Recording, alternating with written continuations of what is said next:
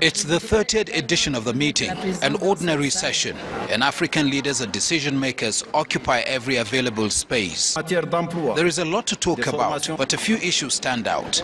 Leaders on the continent are seeking ways to reform the AU, their countries, fight terrorism and corruption. President Muhammadu Buhari is designated by his colleagues to spearhead the continental move against corruption. He accepts the challenge and started by pointing out the impact of the phenomenon on the continent's development. Corruption is indeed one of the greatest evils of our time.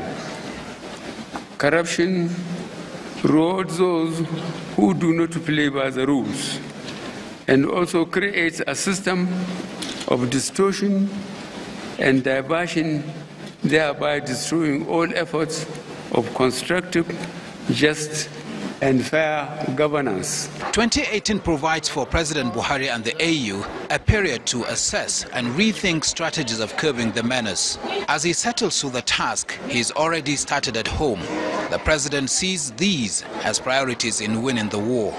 I cannot overemphasize the value of strong institutions, a judiciary which stands firm against arbitrariness and injustice by the executive is a vital pillar in the anti-corruption fight. The new chairperson of AU, Paul Kagame of Rwanda, promises to mobilize support for President Buhari. In his speech, he unfolds his plans, which include paying attention to African youth and giving women their rights. Freedom of movement of people in Africa is equally important, and it is achievable in 2018. A single continental market, integrate our infrastructure, and infuse our economies with technology. Representatives of global and regional blocs gave assurances of continued support to AU as it strives to transform.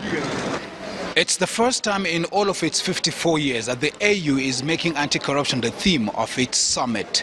Now, President Muhammadu Buhari is reputed to abhor corruption, a reputation that looms large. However, ridding Africa of the menace of corruption depends on the support he gets, as well as the level of cooperation amongst member states of the AU. In Addis Ababa, Ethiopia, Ibrahim Adra, Channels Television News.